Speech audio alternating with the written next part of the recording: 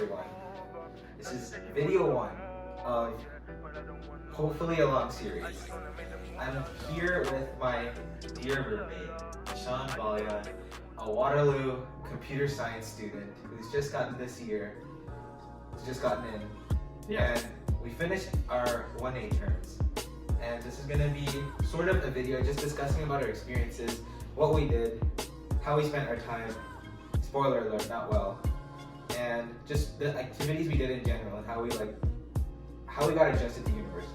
Yeah. So, with that being said, Ishan, would you like to introduce yourself? Yeah. So as Rohan said, I'm a first-year computer science student at Waterloo, and this here is Rohan. He's actually a first-year student in software engineering at Waterloo. Yes. And we're both roommates. We actually have 2 other roommates as well, one in science and one in mechanical engineering, hopefully in future episodes. But you'll get to see them later. Yeah. They're not important right now. So let's talk about what we did, because we did a lot of things in 1A. Because I met you in like a program before, like during the summer, during like the last year of high school, or like our 12th grade. I met you then in like a program. Like, it's called First. Most of you should know if you're applying to engineering at Waterloo. First Robotics, yeah. And I met you there, and like we never really spoke a lot until like the last meeting, when one of our like mutual friends on the council introduced us to each other, and then we like sort of had a conversation, which is where we had the idea to become roommates. Yeah. So we're actually in the UWP residence. It's close to CMH. You may find out more about this. But in UWP, you can request roommates, and so we requested each other. And so we actually met each other, like Rohan said, on First Robotics. So it was like a little council thing we were on. And so we were kind of vibing at the end. Like in the beginning, we were in high school, but once we both got into Waterloo and we were both interested in the same domain, we started talking about like random things like Rubik's Cubes and like crazy stuff like that. And then we were just vibing. And like also, it's just a good idea to kind of know the people you're going to be with, because we're actually really lucky. The 4 of us, we know each other really well. We go together for meals. We have fun, but we've heard a lot of other people in the building who don't really know their roommates well, who don't hang out with them and don't like stay in contact with them on a regular basis. Yeah, like see, everyone tries to get UWP as like probably their first residence, but or their first choice. But we soon come to realize that UWP is, for all intents and purposes, very socially dead. Like we literally have our Don, who's sort of like the person in charge of everyone's well-being on our floor. They have to make social events for us. And even then, no one shows up. So, very dead. But we had an interesting idea during the first I think week we were here.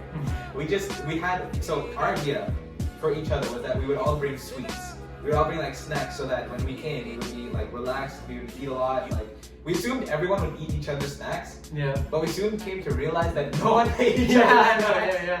We brought cookies, we brought a bunch of stuff. We brought cookies, we brought like Timbits, we brought donuts, we had cake, you name it, we had it. Yeah.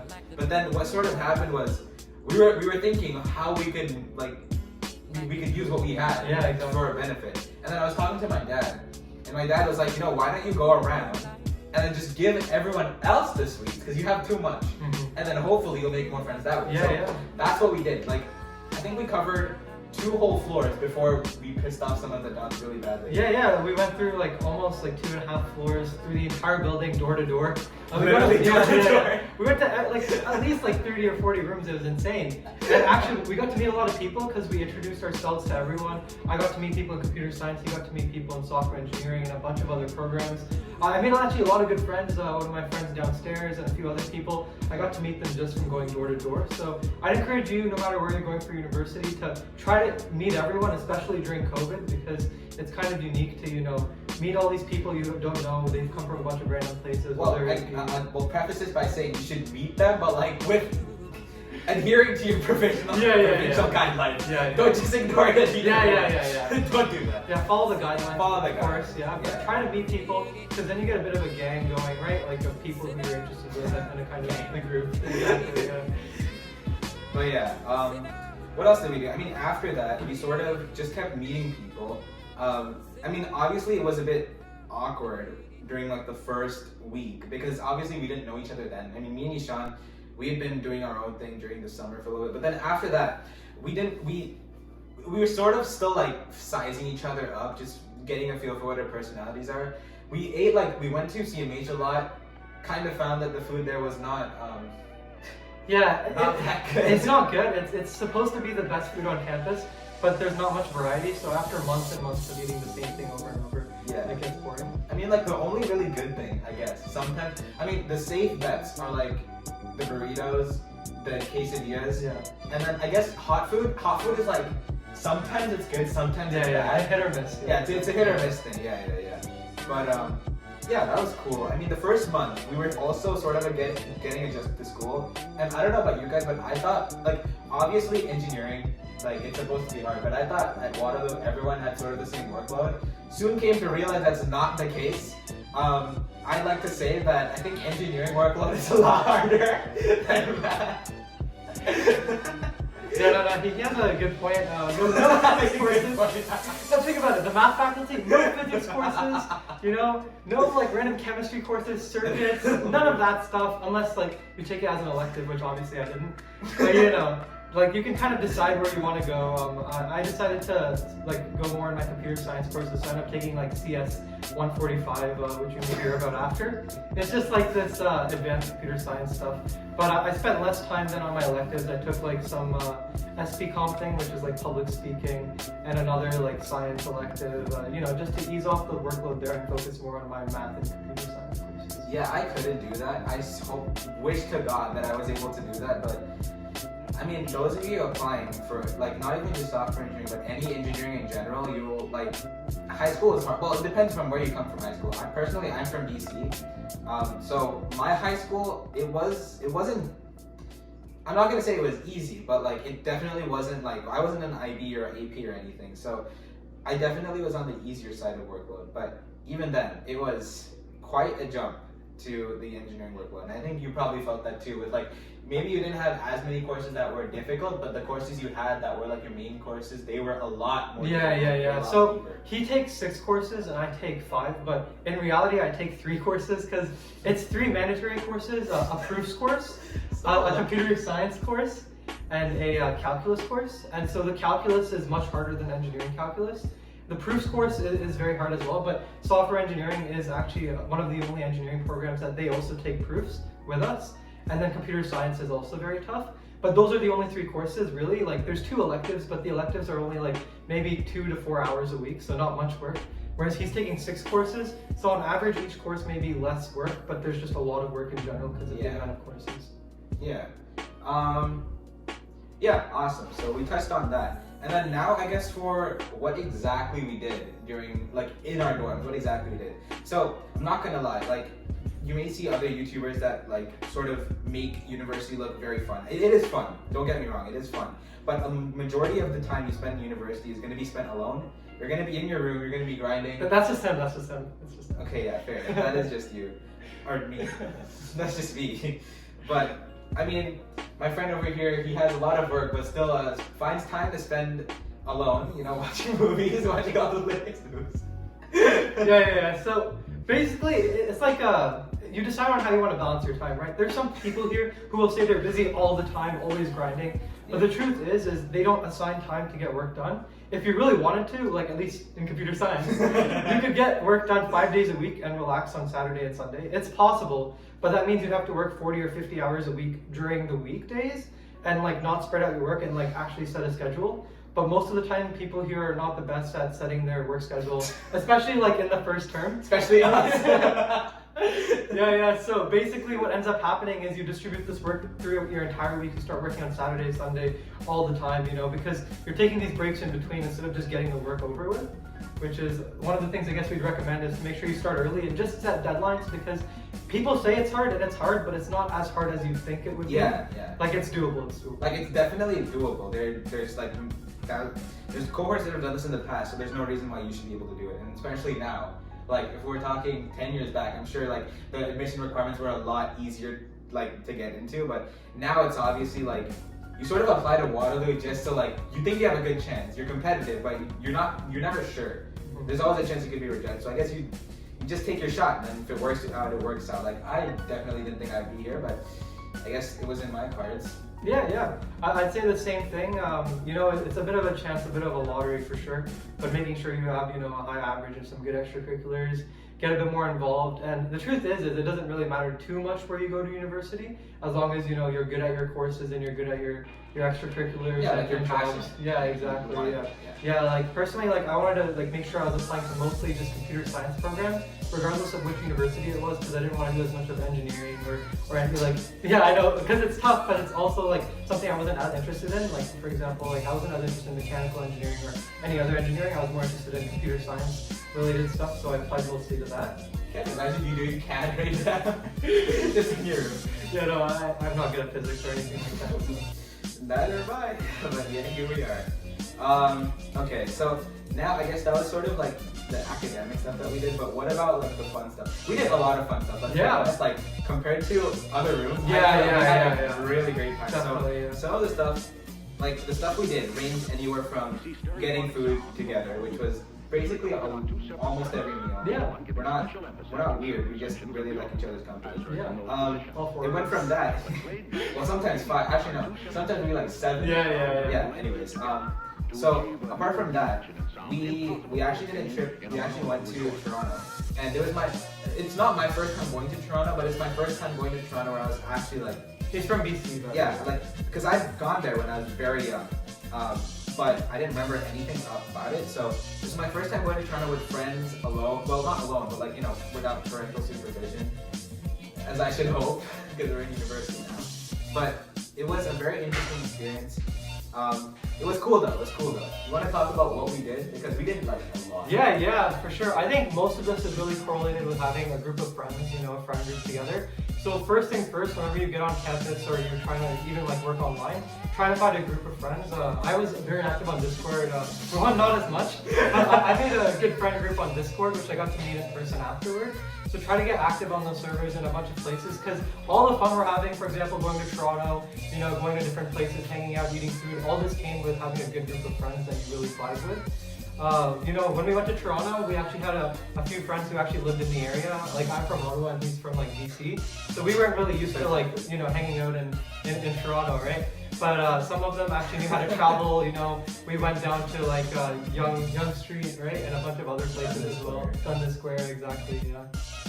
But as Ishan will, I'm sure he'll mention it later on, he actually spent a month in Ryerson, which he mentioned probably about 40 times to us while we were in Toronto. Yeah. It nearly caused a lot of conflict, but luckily he was just barely able to scrape by telling us he went to Ryerson for Shad during the 2019 summer. Yeah. I know. I was flexing to everyone on how I'd lived at Ryerson University for 30 days, I was telling everyone I already knew the hood, I knew the streets, I went by Dundas Square every day.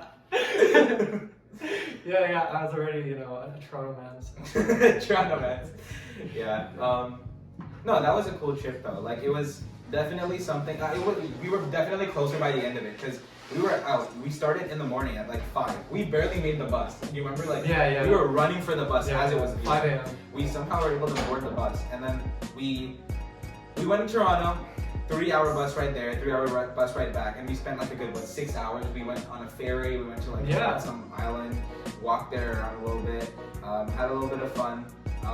Then came back with some people. Like obviously we went on roommates, but some people we generally had met for the first time. So it was a fun trip. We're definitely planning to do more, hopefully soon. But yeah, it was honestly a great experience. Thankfully, it was during reading. It was, I think... Or was it like a weekend? I think it was just a weekend. It was actually within the first few weeks of our first term. So like there's a lot of time, especially in the beginning of the first term, where you can really hang out. Like normally the workload, they accelerate it very quickly, but just over, over the term. And so in the beginning, you have a ton of time to hang out, kind of get used to university. And by the end, like you're more focused on academics, but you still have time to hang out. Yeah. Like it is a jump. You have to push yourself, but you can definitely gradually adjust to it. It's not like 1 week it'll be high school review and the next week it's like triple derivatives, or integrals. It's not that bad as people make it out to be, but definitely I wouldn't say that we completely underestimated university, but we definitely could have done a lot better with our time management especially.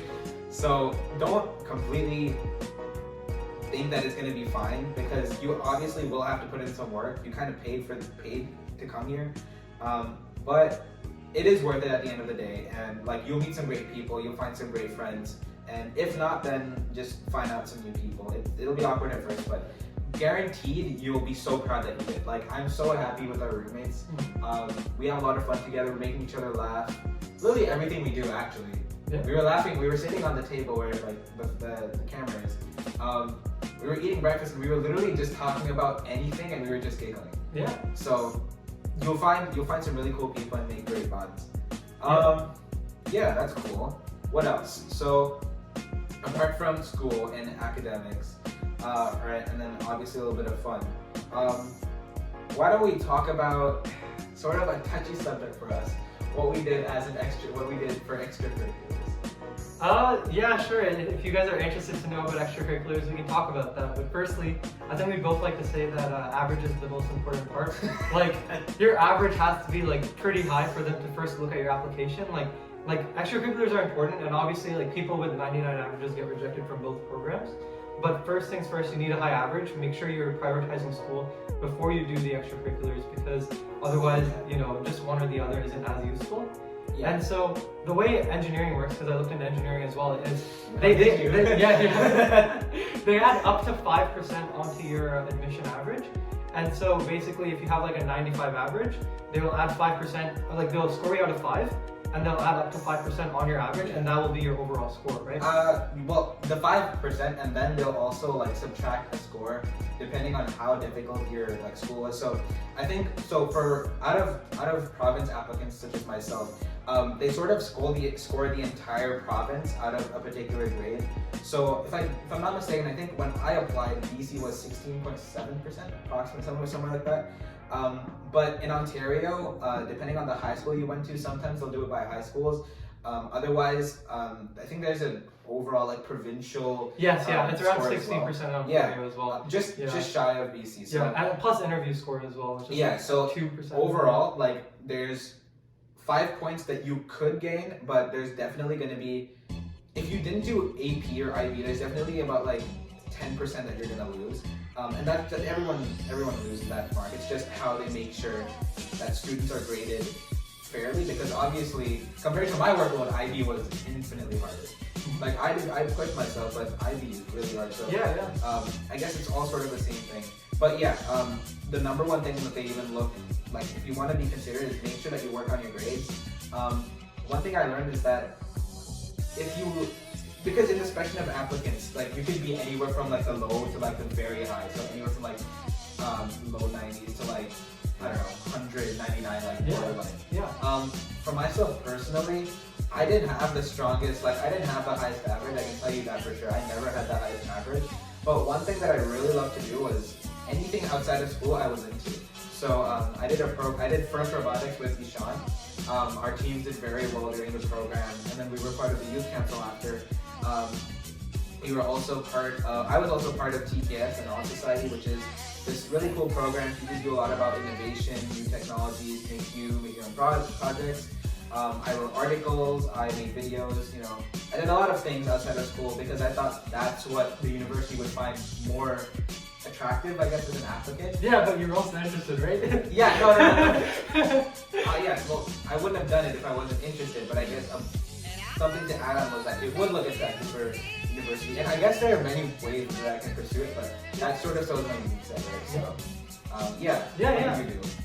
So just before I start my extracurriculars, I just want to say computer science and the math faculty is different from engineering. That's why I was talking about that. The math faculty, actually, they don't add up to 5%, they add beyond anything, so it could be up to 10 or 15%.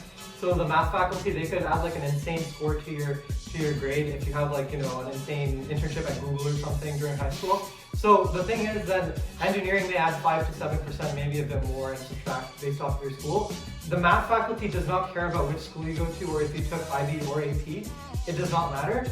They will maybe make an adjustment, maybe based off their idea of what AP and IB means, but otherwise it doesn't really have a correlation between how they determine university grades, because they've already seen that even if you were in AP or IB or if you weren't, when they see the university grades on when people get into university, they notice no correlation.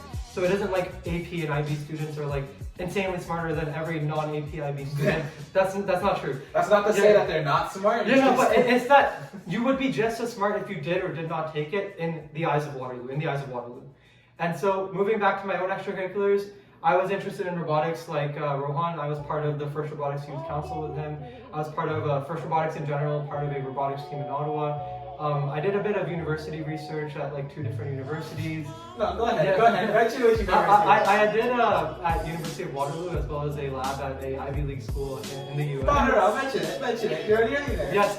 It was at Harvard University. Oh yes, yeah. In addition to that, we were both part of the SHAD program, which you have heard of.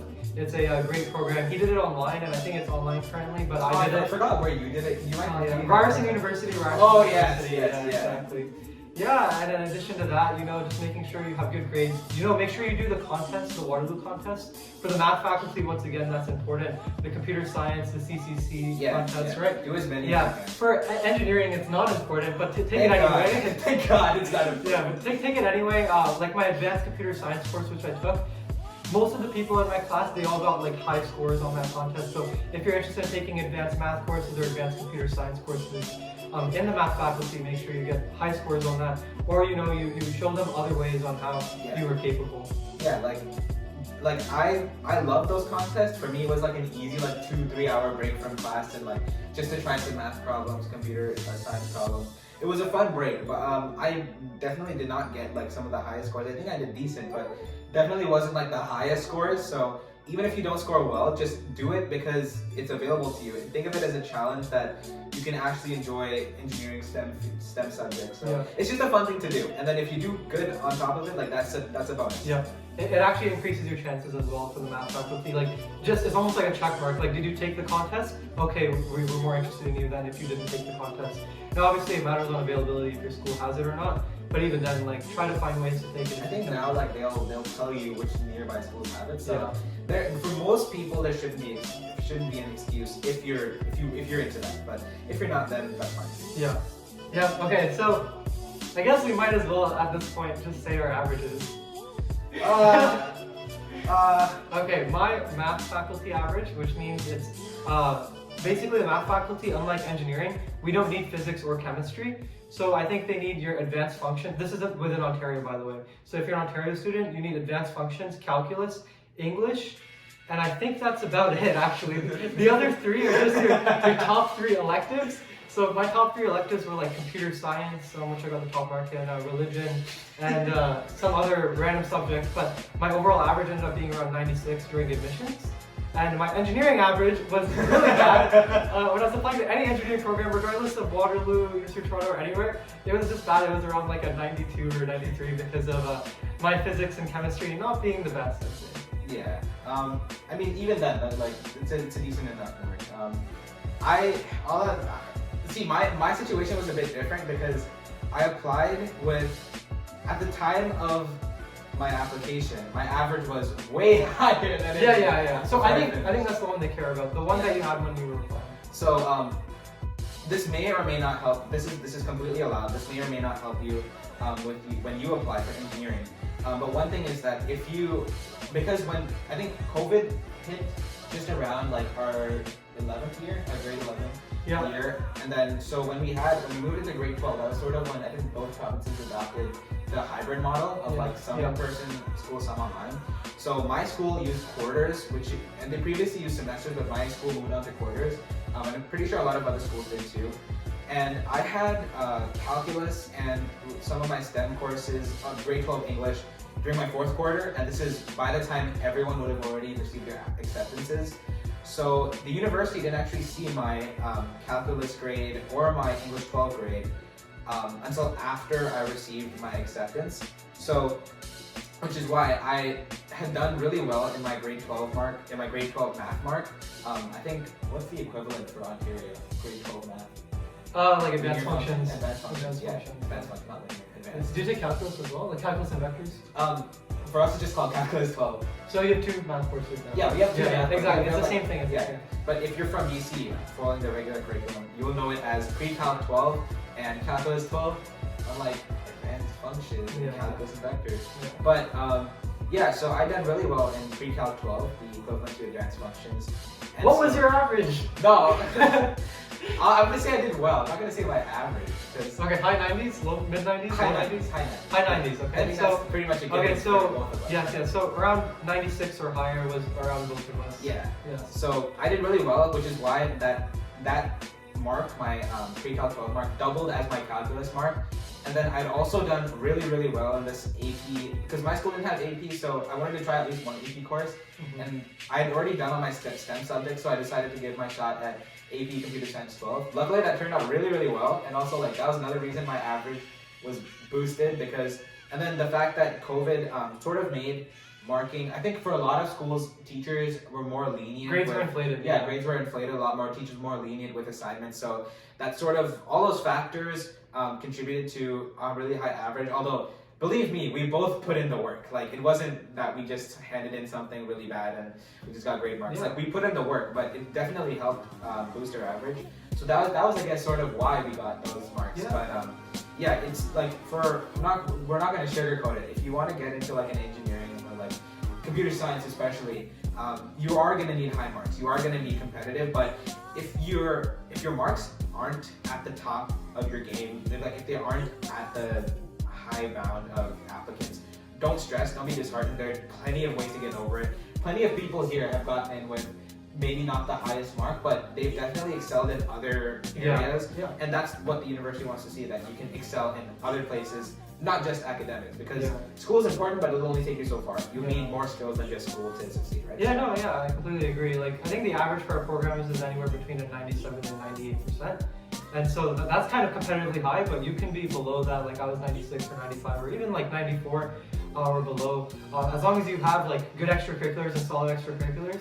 The math faculty especially, like I think CS is like one of those programs where like you could have this is like a long shot, but you could have like a high 80s average and you could still get in if you like interned at like Google or like did something like super insane. There are people, like we've seen in the spreadsheets, people have gone in with averages that low, but that means you have to be like insanely good at what you do and what is relevant.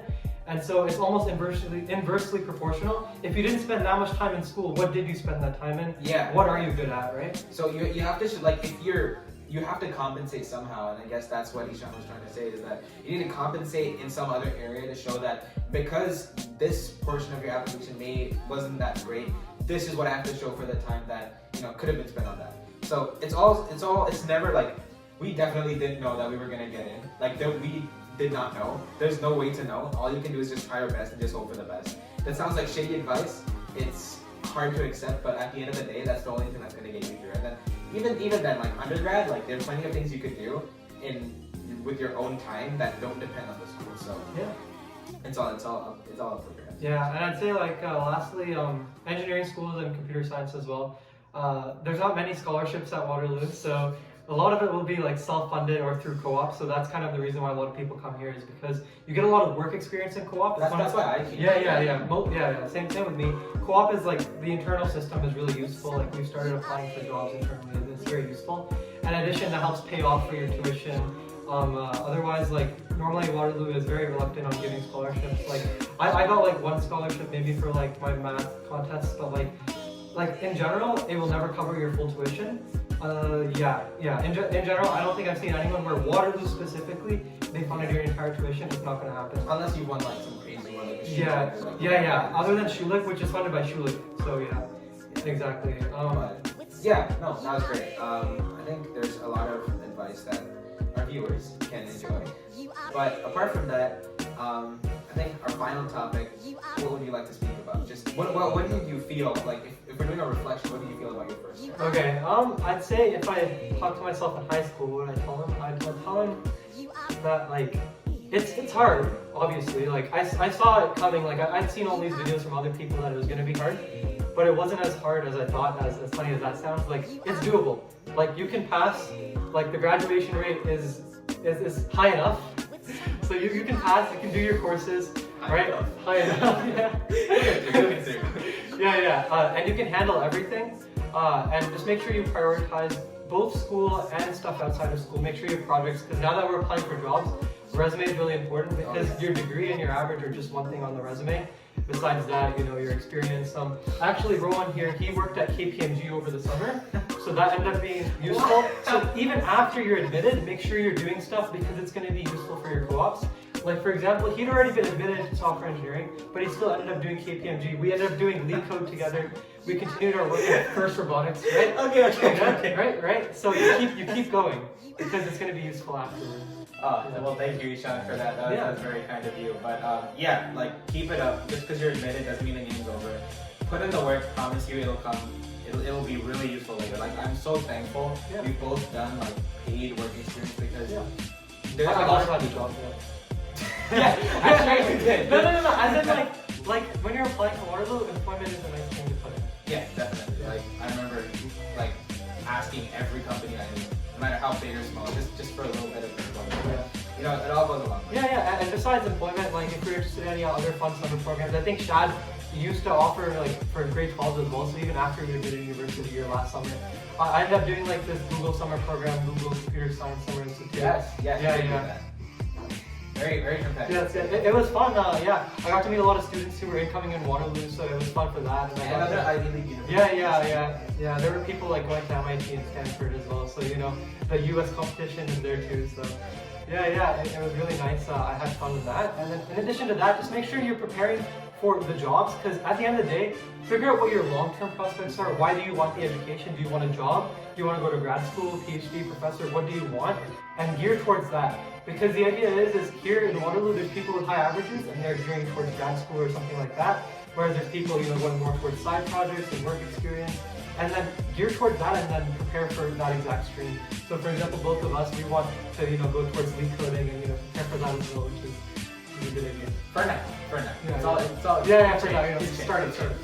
Yeah, but anyways. Well, thank you, Ishan. Yeah. Thanks for watching. This has been Ishan Balion and Rohan Jagtap.